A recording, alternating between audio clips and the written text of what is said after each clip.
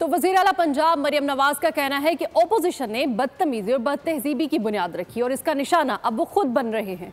मरियम नवाज का पार्लियामेंट में मीडिया से गुफ्तगू में कहना था कि आवाम को तरक्की, मसाइल के हल और महंगाई में कमी चाहिए। लोगों को अब ये समझ आ चुका है कि बदतहजीबी और खिदमत में क्या फ़र्क है।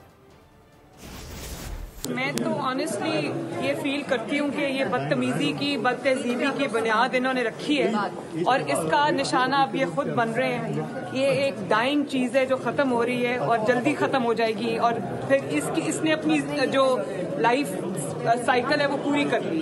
लोगों में शऊर आ गया। लोगों इस बदतहजीबी और बदतमीजी ने लोगों को कुछ नहीं दिया। लोगों को तरक्की चाहिए, लोगों को अपने मसाइल का हल चाहिए, लोगों को महंगाई में कमी चाहिए। और अब जब वो ये देख रहे हैं कि इकोनॉमी इम्प्रूव कर रही है, हालात इम्प्रूव कर रहे हैं, तो उनको समझ आ गई है कि बदतमीजी, बदतहजीबी और खिदमत में क्या फ़र्क है। सब्सक्राइब करें और बेल दबाएं ताकि कोई खबर रह न जाए।